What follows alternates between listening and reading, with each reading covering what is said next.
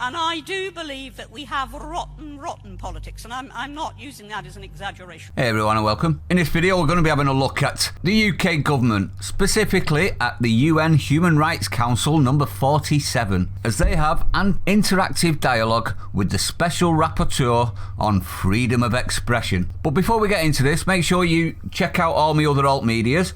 Also check out Getter, which is Trump's new platform, along the lines of Twitter and Gab. Go and check me out on there. There will be a link in the description. That way you'll be notified whenever I do get a new video out, so you don't have to rely on YouTube not putting out notifications anymore. Well, anyway, as the article is about freedom of expression, I thought we'd have a quick look at what that actually is. Now, freedom of expression is we have the right to express ourselves freely and hold our own opinions, even if our views are unpopular or could upset or offend others. Now, this is based on the Article 10 of the Human Rights Act, which protects your right that's fundamental to our democracy, freedom of expression and freedom of speech. It means we're free to hold opinions and ideas and to share them with others without the state interfering. Now, on top of that, that article also covers freedom of speech. Now, freedom of speech is a fundamental human right that's being curtailed on a daily basis, that supports the freedom of an individual or community to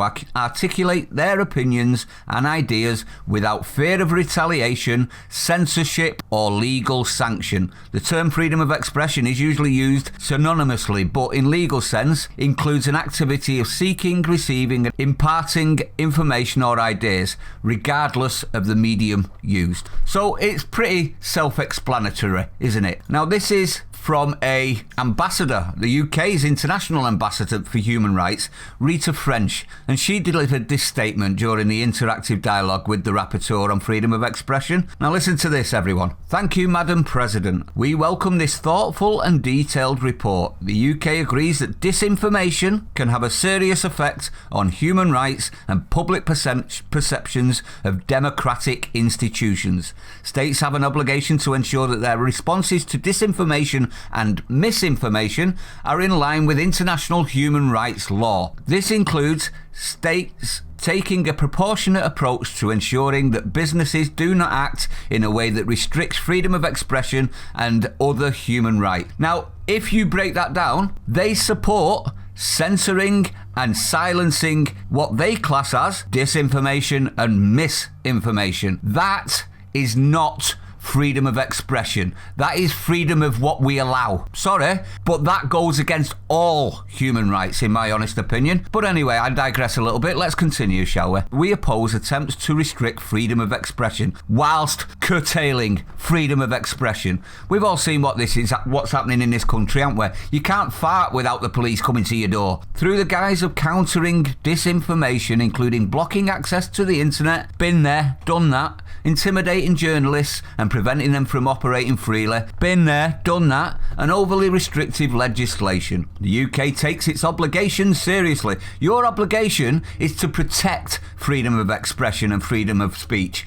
not to say, well, we can have both of those things so long as you're saying what I'm allowing you to say. Are we not seeing the authoritarianism of this now? The Tory government are no better than the cancel culture left, in my honest opinion, with all of this. We ensure freedom of expression and a range of opinion through a free media. Our online harms law will usher in a new era of accountability for tech companies that will uphold free expression and plurality online. So hypocritical, this whole speech, isn't it? We're going to stop disinformation and misinformation while we tell everyone that they're not allowed to stop disinformation and misinformation.